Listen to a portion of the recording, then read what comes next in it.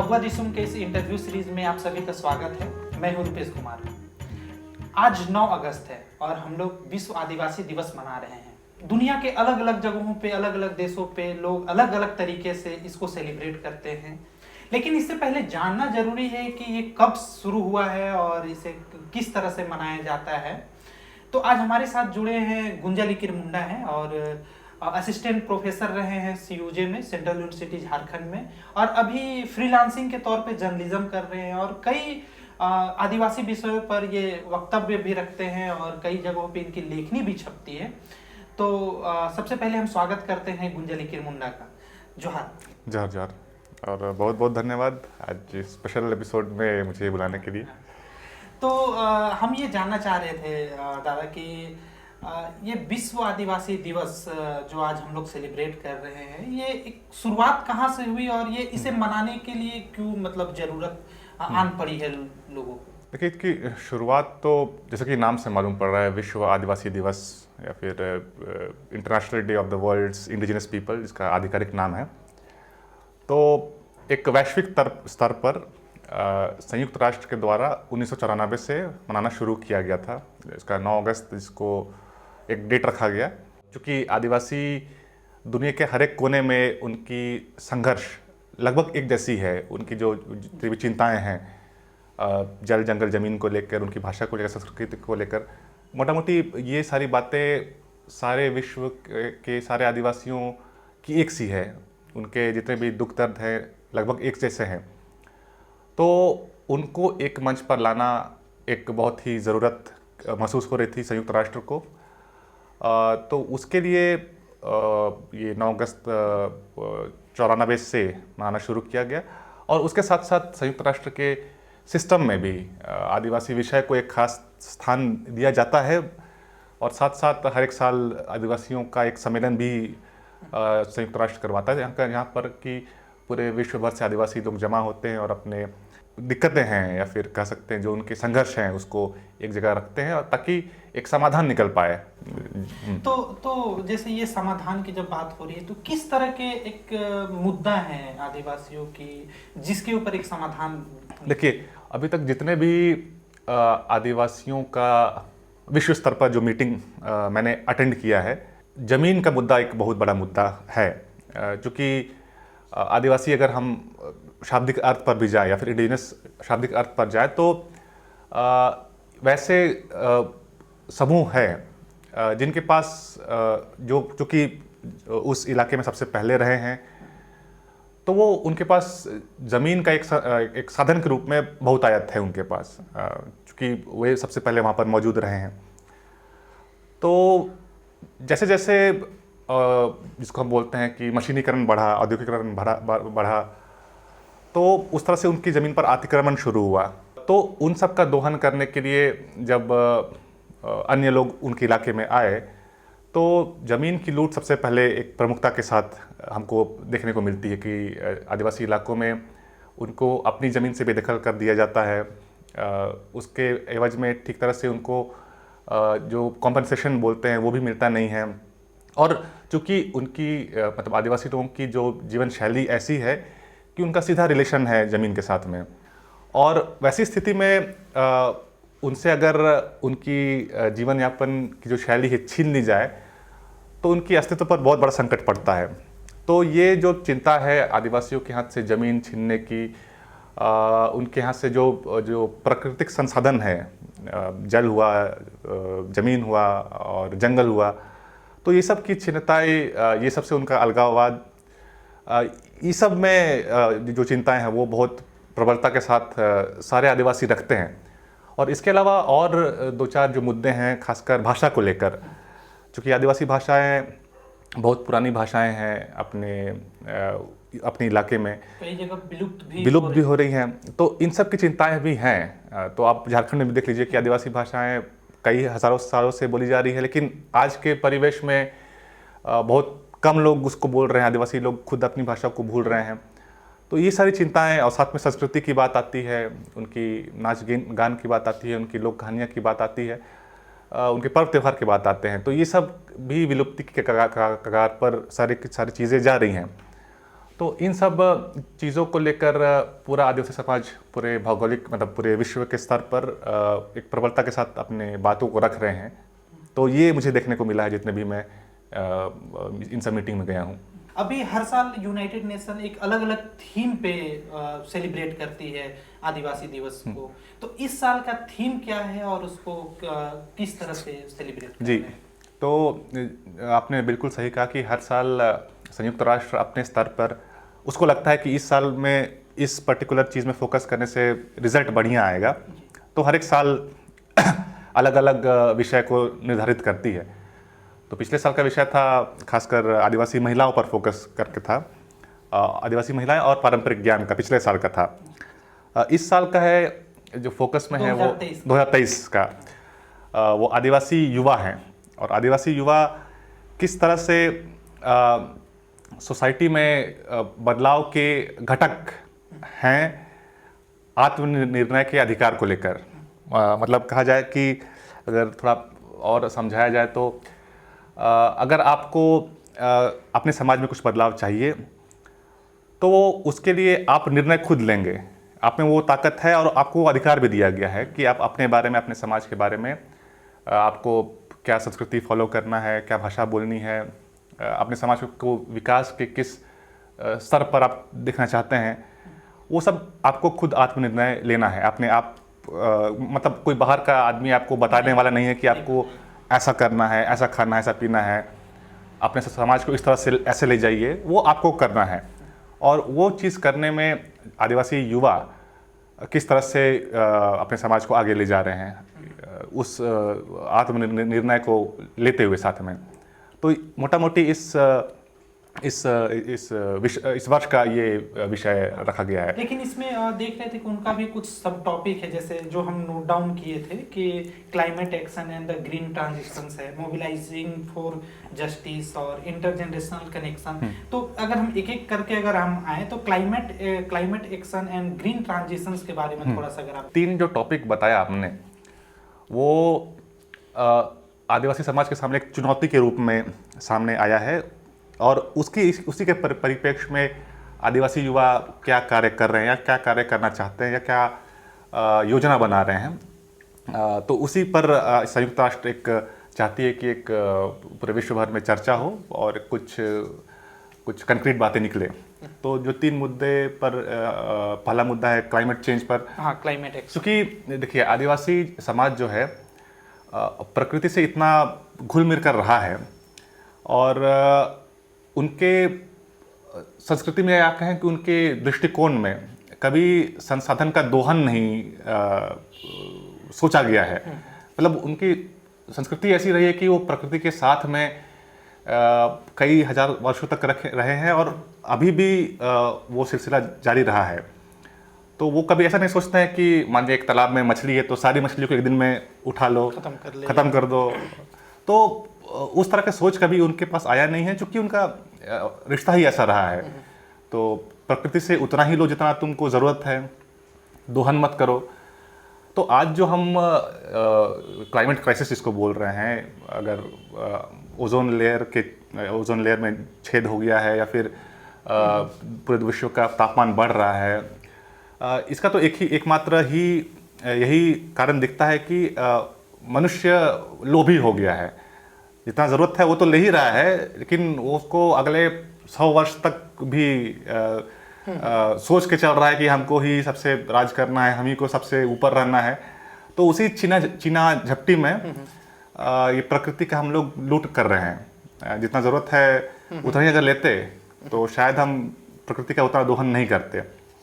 तो चूंकि ये आदिवासी एक वर्ल्ड व्यू कह सकते हैं, एक दृष्टिकोण कह सकते हैं कि उनको एक सामंजस्य बनाना है मानव जाति के साथ में और प्रकृति के सारे जितने भी कंपोनेंट्स है।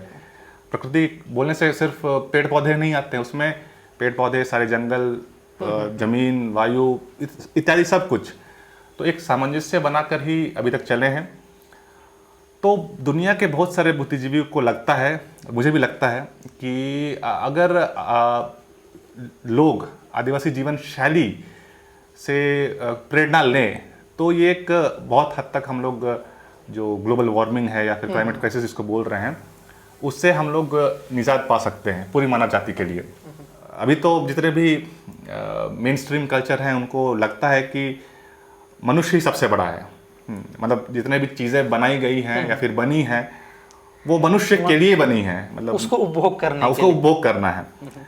लेकिन आदिवासी जो विचारधारा है वो है कि मनुष्य सारे प्रकृति की जितने भी चीज़ें हैं सभी बराबर हैं। मनुष्य को कभी दोहन करने के लिए नहीं बनाया गया है, उसे भी बाकियों की तरह अपना जीवन यापन करना है। तो इस धरती पे मनुष्य का भी उतना ही हक है जितना एक चींटी का हक है, जितना एक बाघ का हक है, जितना एक हाथी का हक है, जितना एक पेड़ का हक है। तो जब तक ये चीज़ें हमारे विचार के स्तर पर नहीं आएंगी हम एक बड़ा बदलाव नहीं ला सकते हैं। एग्जैक्टली। ठीक है, तो इसे असल में विचार के स्तर तक लाना है हम लोग को। अच्छा, और फिर हम दूसरे टॉपिक पे अगर हम बात करें कि दूसरा था मोबिलाइजिंग फॉर जस्टिस, इस जो सब टॉपिक है इसको आप कैसे डिफाइन करेंगे? देखिए, मोबिलाइजिंग फॉर जस्टिस मतलब न्याय के लिए लामबंद करना। हाँ, ये पूरा जो दशक है ये आदिवासी भाषाओं का दशक रखा है और संयुक्त राष्ट्र के पत्राचारों में भी उनके जो डॉक्यूमेंट्स जो अब अभी फिलहाल उन लोगों ने इस दिवस के अवसर पर निकाला है तो उनका फोकस एक भाषाई और सांस्कृतिक न्याय पर ज़्यादा है। लेकिन न्याय पूरा एक बड़ा टॉपिक कवर करता है, लेकिन इस वर्ष और इस दशक को देखकर हमको लगता है उनका जो न्याय से उनका तात्पर्य भाषाई और सांस्कृतिक न्याय है, अन्य न्यायों के अलावा भी। जैसे अगर अन्य न्याय में जैसे हम देखते हैं कि अभी भी कुछ साल पहले हम लोग देख रहे थे कि कई आदिवासी लोग हैं जो कि आज भी जेलों में बंद है, उनके ऊपर फॉल्स केस डाल दिया गया है।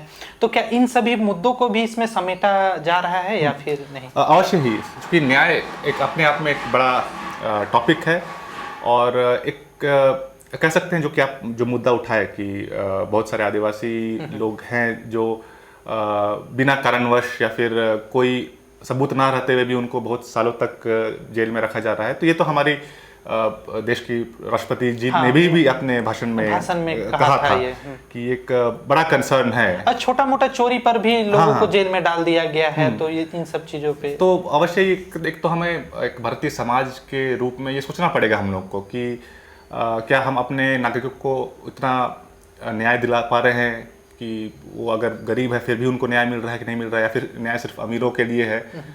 तो एक अवश्य ही एक विषय है और इस पर हमको लगता है एक सामाजिक रूप पे, एक देश के रूप में हम लोग को ये सोचना चाहिए कि हम लोग किस दिशा में जा रहे हैं। संविधान में तो लिखा कि न्याय सबके लिए बराबर है, लेकिन अगर प्रैक्टिकली देखा जाए तो क्या ये वाकई में वैसा है? अगर है तो बढ़िया है, अगर नहीं है तो इसको किस तरह से और हम लोग पुख्ता कर पाएंगे। तो अवश्य ही जो संयुक्त राष्ट्र का जो मैंडेट है कि न्याय सबके लिए, तो उसमें तो ये पर्टिकुलर चीज़ भी भली भांति फिट बैठता है। तो अच्छा, और फिर ये तीसरा जो एक सब टॉपिक था कि इंटरजेनरेशनल कनेक्शन जो उसको बोला जा रहा है कि क्या ये परिवारवाद का जो संस्कृति कल्चर है एक आदिवासी समुदाय में उसको बता रहा है या फिर? जी, तो ये आदिवासी समाज के सामने ये भी एक बड़ी चुनौती है। जो इंटरजेनरेशनल जो कनेक्शन है उसका अर्थ है कि जो पीढ़ी दर पीढ़ी जो भी हमारे जो ज्ञान जो भी मिलता था, जैसे हमारे दादा से पिताजी को मिला या फिर दादी से पिताजी या माँ को मिला, उससे हमारी जनरेशन को मिलना चाहिए था, लेकिन वो अचानक से वो कनेक्शन टूट सा गया है। वो सभी लोग बोलते हैं कि जैसे हमारे समय में जो बात व्यवहार था, जो भाषा बोली जा रही थी, जो किस्से कहानी हम लोग सुन रहे थे, जो ज्ञान परंपरा थी, वो आज की जनरेशन तक पहुंच नहीं पा रहा है। तो उसको किस तरह से हम लोग बांट सकते हैं, वो भी एक बड़ी चुनौती है। क्योंकि देखिए, ज्ञान दुनिया में अधिकतर ज्ञान जो है, ज्ञान बोलने से हम लोग किताबों को बोलते हैं, आजकल तो यूट्यूब भी एक ज्ञान का जरिया बन गया है, लेकिन मानव इतिहास में ये सब चीज़ें बहुत बाद में आई। अगर हम मानव इतिहास को 40,000 साल या फिर उसके बाद बोले तो ये सब चीज़ें लिखने की चीज़ें 1000-2000 साल पहले आई हैं, 3000 साल बोल सकते हैं। लेकिन उससे पहले तो सारी चीज़ें मौखिक रही हैं, तो अभी तक वो मौखिक चली आ रही हैं। तो ये सारे ज्ञान अगर हम वो एक रिश्ता तोड़ दे अपने बुज़ुर्गों से, अपने जितने भी पहले के जितने भी लोग आए उनसे, तो वो ज्ञान खो जाएगा। तो उसको किस तरह से हम लोग बचा कर रखें, उस पर एक बड़ी चिंता है। तो उस पर भी संयुक्त राष्ट्र बहुत गहन चिंता व्यक्त कर रहा है। और इससे आदिवासियों को, चूंकि आदिवासी अभी भी लिखित दुनिया या फिर यूट्यूब की दुनिया में नहीं आया है, अभी भी उनकी जो ज्ञान है, जितने भी जो संजो कर रखे हैं वो लोग, वो मौखिक रूप में है और वो किसी व्यक्ति के पास है, ऐसा समूह के पास है। तो अगर वो रिश्ता ही टूट जाएगा तो फिर उनका जो एक परिवेश में किस तरह से वो हजारों साल तक अपना जीवन यापन कर रहे हैं या फिर सरवाइव कर रहे हैं, तो उसका आधार ही टूट जाएगा। तो इसीलिए वो बहुत ज़रूरी है कि ये रिश्ता बना रहे। और साथ साथ जो मॉडर्न जो भी टेक्नोलॉजी बोल रहे हैं, उसमें इन सब ज्ञान को किस तरह से हम लोग और ला पाए, लिखित रूप में दस्तावेज करके या फिर वीडियो ऑडियो के माध्यम से, तो वो सब चीज़ें भी इक्वली ज़रूरी हैं। तो हम लोग अपनी इस बात को आगे बढ़ाते हुए कि फिर अगर हम झारखंड के कॉन्टेक्स्ट में अगर हम बात करें, तो फिर एक यहाँ के आदिवासी समुदायों के लिए किस तरह की चुनौती अभी बनी है अभी? देखिए, चुनौतियाँ तो जैसे कि पहले कहा कि पूरे विश्व के आदिवासियों की चुनौतियाँ लगभग एक सी हैं। यहाँ पर भी जल जंगल ज़मीन की समस्या है। खासकर अब जो युवा कुछ शहरी इलाकों में आ गए हैं, एक बाकी अन्य लोगों से भी एक संपर्क हो रहा है। तो एक जो नया कंसर्न जो बाकी युवाओं के साथ भी हमको देखने को मिल रहा है, और खासकर भारत में भी देखने को मिल रहा है, मतलब भारत के बाहर भी आदिवासी युवाओं से जो संपर्क है, उनके पास भी ये दिक्कतें हैं, वो है रोजगार का। क्योंकि एक पारंपरिक पद्धति से जो चल रहा था, जो खेती बाड़ी या फिर जीवन यापन जंगलों से, उस पर एक दबाव तो पड़ा है ये मॉडर्नाइजेशन का। तो आप कहें कि दूर देहात में भी केमिकल फर्टिलाइजर नहीं पहुंचा है, ये तो हम नहीं बोलेंगे, वहाँ भी पहुंच चुका है। तो जो प्रोडक्टिविटी था पहले, वो प्रोडक्टिविटी अब है नहीं। और साथ साथ जो युवा अब शहर में है, आदिवासी युवा या फिर जो ग्रामीण इलाकों में है, तो एक रोजगार की समस्या तो उत्पन्न हो रही है। क्योंकि जो जीवन यापन का तरीका है, जो पहले जितना ज़मीन उपजाऊ थी, अब हो नहीं रही है। और जो सो कॉल्ड, जिसको हम बोलते हैं नौकरियां, वो पूरे वैश्विक स्तर पर कम हुई हैं। तो एक ऑल्टरनेटिव सब ढूंढना चाह रहे हैं कि क्या हो सकता है इसका, ऐसा क्या हम लोग एक इकोनॉमिक मॉडल बनाए कि जिसके साथ हम लोग प्रकृति के साथ भी समन्वय कर सकें, मतलब जो कि कम दोहन करे प्रकृति का। तो ये एक बड़ी चिंता है आपके सिद्धांतिक रूप में भी और एक प्रैक्टिकल रूप में भी, कि जीवन यापन का एक बड़ा सवाल उठ गया है कि हम लोग किस तरह से करें। ये पूरे विश्व के अगर कॉन्टेक्स्ट में देखें तो। हाँ, और उसमें झारखंड के आदिवासी भी कोई अछूते हैं ऐसा नहीं है। तो एक चीज़, और इसमें बहुत सारे बदलाव भी हम लोग को देखने को मिल रहा है। चूँकि आदिवासी मुख्य रूप से या फिर जंगल या फिर अपने खेती पर निर्भर रहते थे, लेकिन आजकल बहुत सारे आदिवासी व्यवसाय में भी उतर रहे हैं। अच्छा। हाँ, तो ये एक बदलाव भी देखने को मिल रहा है। और इस बदलाव को किस तरह से आदिवासी समाज अडॉप्ट करता है, वो अभी भी देखने का विषय है। अभी बहुत ही नया है ये सब चीज़ें। लेकिन क्या आपने वो जो सिद्धांत जिसको हम लोग बोलते हैं कि वो प्रकृति के साथ समन्वय करके जो आगे बढ़ने का जो एक सिद्धांत लेके चला है आदिवासी समाज, क्या अभी वो बरकरार रख पाएगा, वो देखने का विषय है। वो आने वाले समय में मालूम होगा। लेकिन एक बड़ा चैलेंज है उनके पास कि अपने जीवन यापन भी करना है और साथ साथ अपने पुरानी चीज़ों को भी बचा कर रखना है। जी बिल्कुल, आप सही कह रहे हैं। हम आपसे एक चाहते हैं कि आप हमारे जो युवा हैं, जो झारखंड के युवा हैं, उनको आप कुछ मैसेज दे आज के दिनों में, कुछ ऐसे संदेश दे जिससे वो। तो जैसा कि सारे युवा साथी जान रहे हैं कि इस वर्ष संयुक्त राष्ट्र आप पर ही फोकस किया है, मतलब युवाओं पर फोकस किया है। चूँकि हमको लगता है कि उनको युवाओं से बहुत उम्मीदें हैं। और उम्मीदें क्यों ना हो, क्योंकि ताकत तो उन्हीं के पास है, सब तरह का ताकत है आपके पास। तो इस ताकत को एक सही दिशा में चैनलाइज कीजिए। आपके इर्द गिर्द बहुत सारे दिक्कतें हैं, आपकी सिर्फ दिक्कतें नहीं, समाज की दिक्कतें हैं, अन्य लोगों की दिक्कतें हैं। आप उन दिक्कतों को सुलझाने में, मदद करने में किस हिसाब से आप आगे आ रहे हैं, ये एक सोचने वाली बात है। वैसे 9 से 5 बहुत लोग नौकरी भी कर सकते हैं, 9 से 5 लोग इंस्टाग्राम में भी पास कर सकते हैं, रील्स भी देख सकते हैं। लेकिन वो हमको लगता है कि हमारा ध्येय नहीं होना चाहिए। उसके अलावा भी बहुत सारी चीज़ें हैं जो कि प्रैक्टिकल रूप में लोगों के बीच जानी चाहिए। और जो उनकी परेशानियां हैं, कठिनाइयां हैं, उसको सॉल्व करने में आप सामने आइए।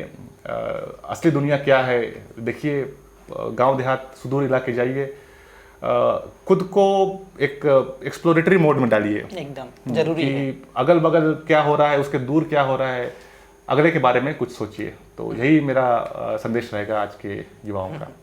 तो धन्यवाद दादा आपको। तो अब हम अपनी बातों को यहीं पर विराम देते हैं और हमारे देखने वाले जितने भी दर्शक हैं उनसे एक आग्रह होगा कि जैसे अभी आज के युवा के पास बहुत पोटेंशियल है कि आप समाज का बदलाव कर सकते हैं, अपने संस्कृति को बचा सकते हैं, अपने जल जंगल ज़मीन को बचा सकते हैं। तो आप सभी को पुनः विश्व आदिवासी दिवस की ढेरों शुभकामनाएं, जोहार। और अंतिम में और एक चीज़ ये कहना चाहेंगे कि इस पूरे इंटरव्यू के पीछे हमारे और भी 2 लोग हैं। एक शंखु टोप्पो हैं जो कैमरा के पीछे हैं और एक अमंत भगत हैं जो भी कैमरा के पीछे हैं। और स्पेशल धन्यवाद इस अखड़ा ग्रुप को जिनके प्रांगण में बैठ के हम लोग ये इंटरव्यू कर रहे हैं। तो आप सभी को धन्यवाद, जोहार।